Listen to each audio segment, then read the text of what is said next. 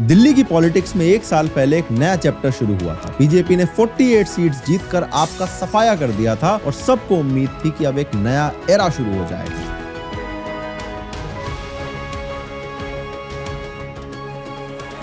लेकिन जिस तरह से दिल्ली को चलाया जा रहा है उससे तो लग रहा है कि दिल्ली के लोग एक बड़े एक्सपेरिमेंट का हिस्सा बन गए हैं। रेखा गुप्ता, एक ऐसा नाम जिसे एक साल पहले शायद किसी ने सुना भी नहीं था, फर्स्ट टाइम एमएलए बनी और फिर सीधा चीफ मिनिस्टर बन गई। परवेश वर्मा, जिन्होंने अरविंद केजरीवाल को उनकी सीट से हराया, उनको डिप्टी सीएम बना दिया गया। मनोज तिवारी और रमेश भिदुड़ी जैसे सीनियर लीडर्स को छोड़कर एक ऐसी लीडर को सीएम बनाया गया जिसको दिल्ली की जनता पहचानती तक नहीं थी। और अब एक साल के बाद दिल्ली वाले उन्हें पहचानते तो हैं, लेकिन for all the wrong reasons, memes के लिए, कंट्रोवर्शियल स्टेटमेंट्स के लिए और मिसमैनेजमेंट के लिए। एक महान स्वतंत्रता सेनानी, देश के योद्धा नेताजी सुभाष पैलेस और AQI एक ऐसा आपका टेम्परेचर है, आपको किसी भी इंस्ट्रूमेंट से पता चलता है। अब जब तक 70 साल से वो कर रहे थे EVM हैक तो कुछ नहीं हो रहा था, हमने कर लिया तो बुरा लग गया। मुझे नहीं पता कि जहाँ फाइल पे कहता है आप उठा लगा दोगे।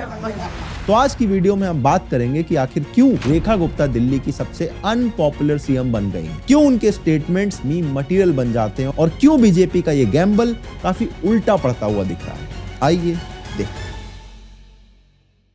पिछले कुछ सालों में दिल्ली का सबसे बड़ा मुद्दा पॉल्यूशन रहा है और दिल्ली में पॉल्यूशन सिर्फ 2 महीने का इशू नहीं है बल्कि पूरे साल का इशू है। लेकिन जिस तरह से रेखा गुप्ता जी इसको हैंडल कर रही थी वो ऑलमोस्ट क्रिमिनल नेग्लिजेंस है। दिसंबर 2025 में जब दिल्ली का AQI 400-500 के बीच में था तब सीएम साहिबा कहां थी? मेसी के साथ फोटो ऑप करवा रही थी और जब वहां पर लोग AQI चिल्लाने लगे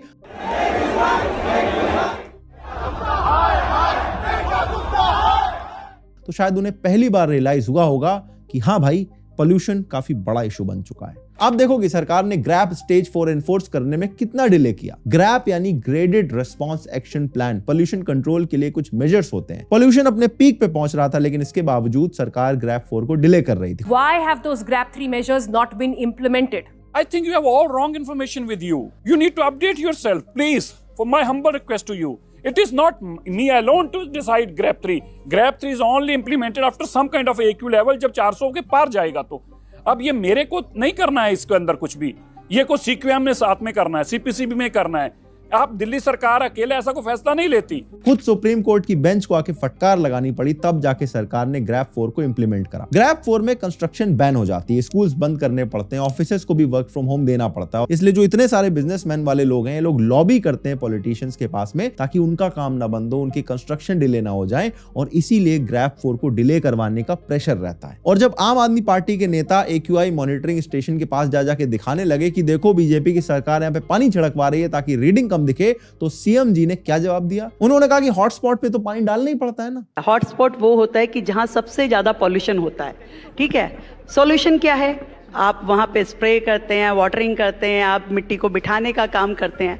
तो स्प्रे हॉटस्पॉट पे ही तो करेंगे आप, कोई मॉनिटर पे करके AQI डाउन होता है क्या? इसका कोई भी लॉजिक आपको समझ में आ रहा है? पोल्यूशन कम करने से ज्यादा फोकस इस बात पे था कि पोल्यूशन का डेटा कैसे कम दिखाया जा सके। फिर आया छठ पूजा वाला सीन। अक्टूबर 2025 में जब छठ पूजा आ रही थी तो यमुना के घाट्स की हालत देखकर लोग शॉक्ड रह गए थे। पोल्यूशन इतना ज्यादा था कि लोग बोलने लगे थे कि यहाँ तो कोई पूजा कर ही नहीं सकता। तो यहाँ पे क्या किया गया? मोदी जी की विजिट से पहले वासुदेव घाट पर एक आर्टिफिशियल यमुना घाट बना दिया गया। कुछ लोग कह रहे थे कि वजीराबाद वाटर ट्रीटमेंट प्लांट से फिल्टर्ड पानी लाया गया और कुछ लोकल्स का कहना था कि टैंकर्स में पानी लाके उस फेक पॉन्ड में भरा गया है, क्योंकि यमुना जी और उस पॉन्ड के पानी के बीच में जमीन आसमान का फर्क साफ साफ दिख रहा था। एयर पोल्यूशन और यमुना जी, इन दोनों केसेस में बीजेपी ये कह सकती थी कि भैया अभी हम पावर में आए हैं, हमको थोड़ा और टाइम चाहिए, और लोग उन्हें टाइम दे देते। अरे भाई, आम आदमी पार्टी के टाइम पर लोगों ने झाग में खड़े होकर पूजा करी है, इतने साल लोगों ने सहा है, एक साल और सह लेते। लेकिन बीजेपी ने सोचा कि लोगों को क्या ही पता चलेगा, अगर हम यहाँ पर पिक्चर अच्छी सी प्रेजेंट कर देंगे तो लोगों को लगेगा हमने 6 महीने में सब साफ कर दिया है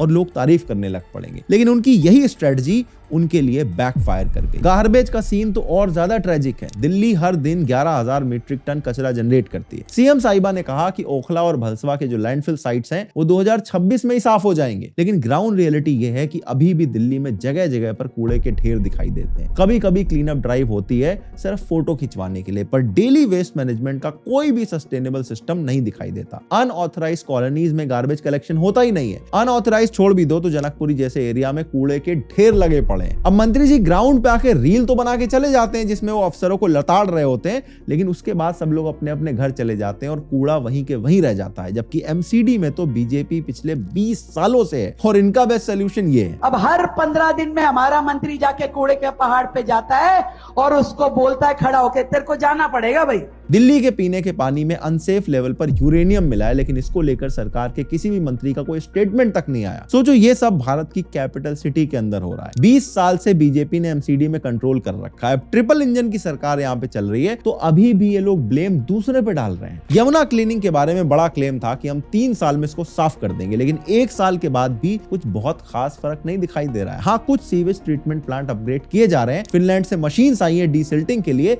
दिल्ली में कई ड्रेन्स में कुछ सफाई भी की गई है, पर ये सब इतने स्लो पेस पे हो रहा है कि रिजल्ट दिखने में कई साल लग जाएंगे। इसीलिए सरकार खुद ही डेडलाइन को पुश करती जा रही है। पहले डेडलाइन 2027 थी और अब इस डेडलाइन को आगे बढ़ा के 2029 कर दिया गया है। दिल्ली की कोई भी गंदगी को यमुना में नहीं जाने देंगे, इसके लिए हमारे पास 1 साल का कोई प्लान नहीं है, 2 साल का कोई प्लान नहीं है। हम 2029 में दिल्ली को साफ यमुना करके दिखाएंगे।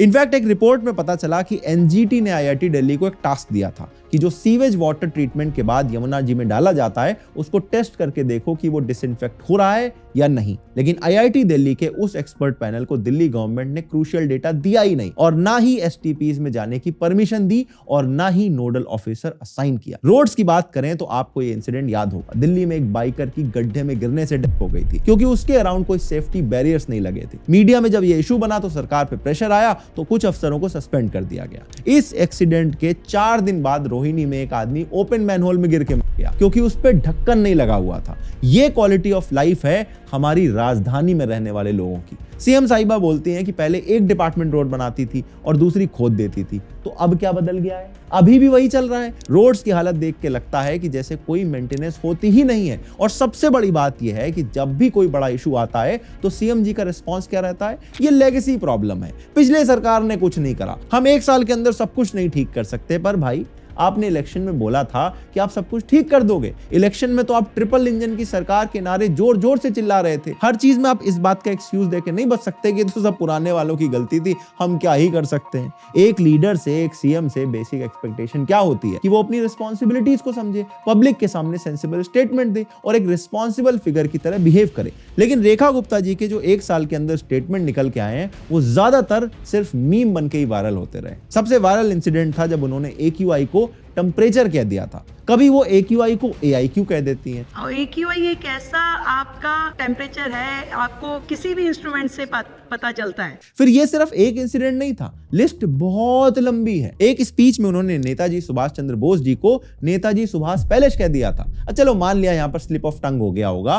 फिर एक और स्पीच में उन्होंने कहा कि मोदी जी के राज में बुलेट ट्रेन चालू हो गई है, जबकि बात वो शायद RRTS की कर रही थी। एक इंटरव्यू में सीएम जी ने कहा कि इतने सालों से कांग्रेस वोट चोरी कर रही थी, अब हमने कर ली तो क्या दिक्कत हो गई? हाँ भाई, जब तक 70 साल से वो कर रहे थे EVM हैक तो कुछ नहीं हो रहा था, हमने कर लिया तो बुरा लग गया। एक पब्लिक इवेंट में कह रही थी कि मेरा विधायक जहाँ कह देता है मैं बिना देखे अंगूठा लगा देती हूँ। मुझे नहीं पता ये जहाँ फाइल पे कहता है आप अंगूठा लगा दो। मतलब फिर लोग तो यही सोचेंगे ना कि जो अभी करंट सीएम है वो ज्यादा सीरियसली बातें नहीं करती, कुछ भी कहीं भी बोल देती हैं। फिर उन्होंने भगत सिंह जी के बारे में कहा कि उन्होंने कांग्रेस गवर्नमेंट के अगेंस्ट फेंका था। दिल्ली ने भगत सिंह, राजगुरु, सुखदेव, जब उन्होंने बहरी कांग्रेस की सरकार के खिलाफ असेंबली में फेंका था, उस क्रांति का बिगुल भी सुना है। जिसे सुन के लगा कि यार इतना भी क्या स्लिप ऑफ टंग हो सकता है। एट दिस पॉइंट जब भी उनकी कोई क्लिप सामने आती है तो पता होता है कि इसमें कुछ ना कुछ मीम चल रहा होगा। और जब इन सब स्टेटमेंट्स के लिए ट्रोलिंग हुई तो असेंबली में वो इमोशनल हो गई, कहने लगी कि एक वुमेन चीफ मिनिस्टर बन गई है इसलिए लोगों से देखा नहीं जा रहा है। उन्होंने कहा कि इससे पहले इस घटिया स्तर की राजनीति हुई नहीं, जबकि खुद 2023 में वो इस तरह की तोड़फोड़ मचा रही थी। या शायद सीएम साहिबा ये भूल गई है कि इनसे पहले भी दिल्ली में एक वुमेन चीफ मिनिस्टर रह चुकी है और वो दिल्ली की लॉन्गेस्ट सर्विंग सीएम भी थी। बल्कि दिल्ली वालों ने इस तरह का फुल फुलेरा मूवमेंट शायद पहले कभी नहीं देखा था। In a post on X, Aam Aadmi Party's Delhi in charge Saurabh Bhardwaj has shared these photos which showed the Chief Minister's husband Manish Gupta, who's actually a Delhi-based businessman. Mr. Bhardwaj wrote, Delhi government has turned into Fulera Panchayat. CM के husband Manish Gupta ji एक official government की meeting में बैठे हुए दिख रहे थे। दिल्ली के इलेक्शन में शीश महल कंट्रोवर्सी बीजेपी का सबसे बड़ा मुद्दा था। बीजेपी ने आम आदमी पार्टी गवर्नमेंट को शीश महल बनाने के लिए काफी क्रिटिसाइज किया था और जब खुद सीएम रेजिडेंस के रेनोवेशन का प्लान आया तो इसमें 14 एसी और एक्सपेंसिव टीवीज की बात हो रही थी, तो उसमें तो जनता सवाल उठाएगी। मुख्यमंत्री का जो घर बनेगा उसमें 24 एसी होंगे, 5 स्मार्ट टीवी होंगे 9-9 लाख रुपए के, 3 बड़े झूमर लगेंगे, 115 लाइट्स लगेंगी, 23 सीलिंग फैन लगेंगे, 6 गीजर होंगे, हाई क्वालिटी आरओ होगा, 10 फ्लड लाइट्स होंगी, एडवांस सीसीटीवी होगा और टॉप क्लास इंटरनेट। अब लोगों के प्रेशर से प्लान तो कैंसिल हो गया, लेकिन ऑप्टिक्स तो खराब हो गई ना। जब सीएम से कुणाल कामरा के शो के बारे में पूछा गया तो इन्होंने बोला कि कामरा अगर दिल्ली आता है तो उसको अपने रिस्क पे आना पड़ेगा। कुणाल कामरा दिल्ली में शो करना चाहिए कि नहीं? अपने रिस्क पे आए।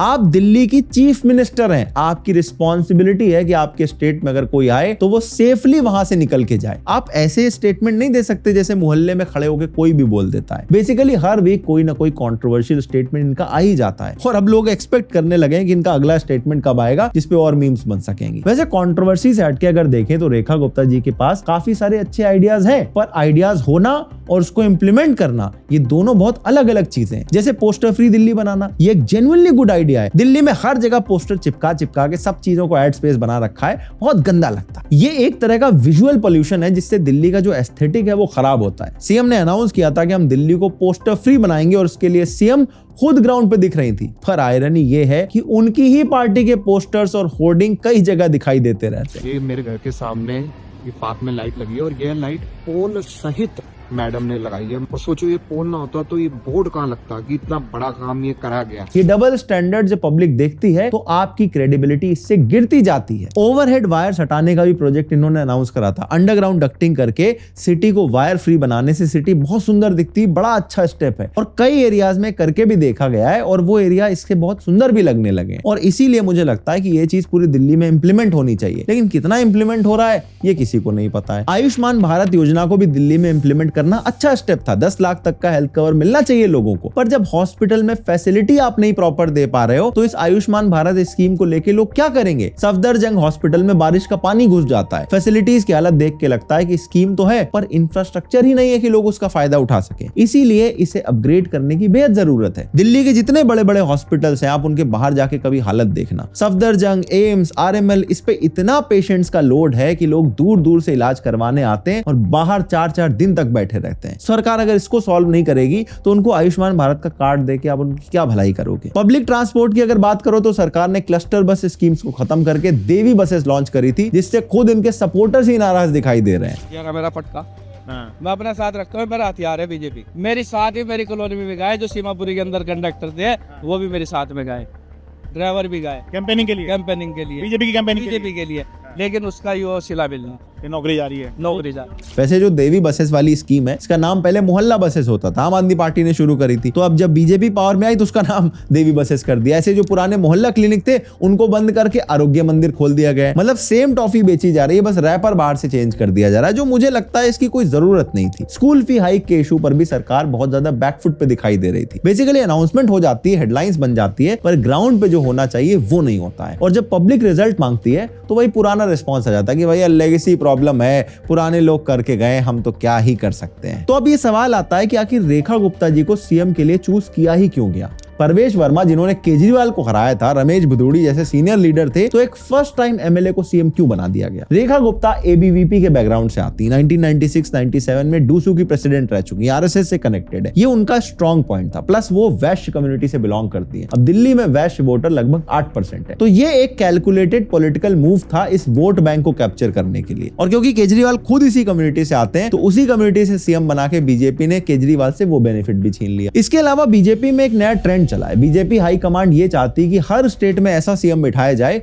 जो उनके कंट्रोल में रहे। उनको स्ट्रॉन्ग लीडर नहीं पसंद है जो आगे जाके उनको चैलेंज कर सके, क्योंकि फिर वो इंडिपेंडेंट हो जाते हैं और सेंट्रल लीडरशिप को चैलेंज करने लगते हैं। इसीलिए आप देखोगे राजस्थान, मध्य प्रदेश, हरियाणा, छत्तीसगढ़, दिल्ली, हर जगह जहां बीजेपी जीतती है एक ऐसा सीएम बिठाती जो एकदम नया हो और वो सेंट्रल लीडरशिप के कंट्रोल में रहे। पूरे भारत में यूपी और असम सिर्फ 2 ही ऐसे स्टेट्स हैं जहां पर बीजेपी की सरकार है और वहां पे एक ऐसा सीएम बैठा है जिसकी अपनी खुद की एक फॉलोइंग है। और ये बात अब बहुत ज्यादा क्लियर हो चुकी है कि बीजेपी सेंट्रल लीडरशिप और यूपी गवर्नमेंट के बीच में एक बहुत मेजर टसल चलता रहता है। इसके अलावा बीजेपी ये भी चाहती थी कि हमारे पास एक विमेन चीफ मिनिस्टर हो, क्योंकि इससे पहले जब केजरीवाल जेल से निकल के आए थे तो आतिशी को सीएम बना दिया था। उससे पहले शीला दीक्षित कांग्रेस की तरफ से सीएम रह चुकी हैं और पूरे भारत में भी बीजेपी के पास कोई विमेन सीएम थी नहीं। तो वेस्ट बंगाल के अंदर लोग कहते थे कि देखो टीएमसी में ममता बनर्जी सीएम है लेकिन बीजेपी किसी विमेन को सीएम नहीं बनाती है। तो दिल्ली उनके लिए परफेक्ट अपॉर्चुनिटी थी। और क्योंकि बिहार इलेक्शन आने वाले थे तो एक ओबीसी फेस दिखाना था, इसीलिए Rekha Gupta ticked a lot of boxes, जिसकी वजह से वो सीएम बन गई। पर सबसे बड़ा फैक्टर शायद ये था कि बीजेपी को एक सरप्राइज फैक्टर चाहिए था, एक नया फेस जो राइवलरीज को अवॉइड कर सके। अगर किसी सीनियर लीडर को सीएम बनाते तो जो बाकी सीनियर लीडर्स हैं वो जेलस हो जाते, इनफाइटिंग होने लगती। तो इसीलिए एक न्यूट्रल अननोन फेस को इन्होंने चूज कर लिया। अब ये जो इनकी स्ट्रेटजी है वो कहीं ना कहीं बार बार बैकफायर हो रही है और यही स्ट्रेटजी बीजेपी ने राजस्थान, मध्य प्रदेश और हरियाणा में भी चूज करी है। लेकिन सो फार ये स्ट्रेटजी बैकफायर करती हुई दिख रही है। मोहन यादव शायद पूरे देश के अंदर इस समय मोस्ट हेटेड सीएम बन चुके हैं और रेखा गुप्ता भी उससे ज्यादा पीछे नहीं है। लोग अब ओपनली बोलने लगे हैं कि बीजेपी की एक्सपेरिमेंट फेल होते हुए दिख रहे हैं। खुद बीजेपी सपोर्टर्स इस बात को ओपनली क्रिटिसाइज कर रहे हैं और सोशल मीडिया पे मजाक बनता है कि इन लोगों को सीएम क्यों बनाया जा रहा है। देखो शीला दीक्षित भी एक नई फेस थी जब वो सीएम बनी, पर उन्होंने प्रूव किया अपनी गवर्नेंस से। 15 साल रूल करा, मेट्रो सिस्टम को एक्सपैंड करा, रोड्स को डेवलप करा, दिल्ली के इंफ्रास्ट्रक्चर को लिटरली ट्रांसफॉर्म करा। और ये बात उनके विरोधी भी बोलते हैं। रेखा गुप्ता के पास अभी टाइम है, अगर वो सीरियसली काम पे फोकस करें, स्टेटमेंट्स पे कंट्रोल करें और एक्चुअल रिजल्ट डिलीवर करके दिखाएं तो शायद इनके अगेंस्ट भी जो नैरेटिव है वो शिफ्ट हो सकता है। लेकिन सवाल यह है कि अगर ऐसे ही चलता रहा और कुछ चेंज नहीं हुआ